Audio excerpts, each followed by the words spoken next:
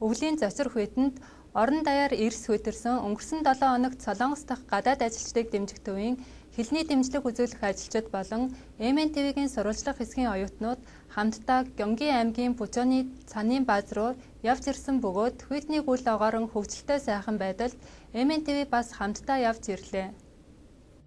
2011 он МНТV-гийн сурвалжлах хэсгийн чөлөөт уулзалт болон гадаад иргэдтэй хамтдаа өнгөрүүлэх өвөл нь цагаат иргэд болон оюутнуудаас бүрдсэн сурвалжлагчдын хэсэг хамтдаа цаашид явуулах үйл ажиллагааныхаа талаар ярилцсан, бие биенийхээ талаар илүүтэй сурч мэдэх зорилготойгоор бэлтгэгдсэн.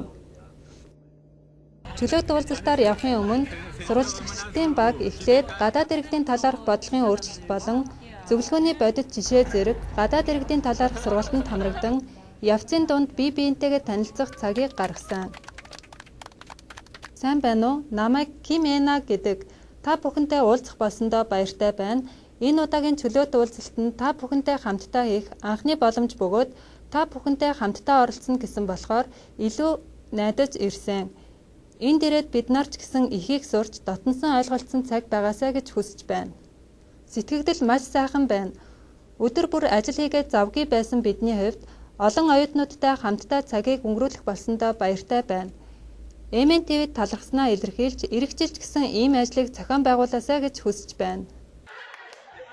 Нэг шөнө 2 өдрийн турш үргэлжилсэн чөлөөт уулзалтын эхний өдөр сурвалжлагчдын баг болон гадаад иргэд өөрийн улс орны талаарх асуулт хариултын тэмцээн, лан унтраах зэрэг олон тоглоомуудаар наадсан бөгөөд баг болон хуваагдан тоглох явцад амархан дотносож байлаа.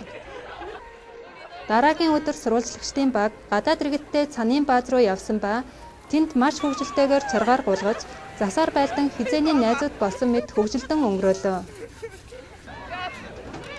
Чөлөөт уулзалтаар яваад үнэхээр хөгжилтэй сайхан байлаа. Олон соёлт гэр бүлийн талаар асуух зүйл байвал туслахад бэлэн байна. Мөн илүү сонирхолтой зүйлүүд дээр хамтдаа ажиллавал сайхан байна. Гадаад иргэд болон сурвалжлагчдын багийнхан энэ удаагийн чөлөөт уулзалтаар дамжуулан бие биенийгээ илүү ойлголцох боломжтой болсон бөгөөд цаашдаж МНТV-гийн хамтдаа алхах ертөнц нэвтрүүлгээр дамжуулан гадаад иргэд болон оюутнууд хоорондоо нөхөрлөж харьцах боломж нээгдэх төлөвтэй байгаа.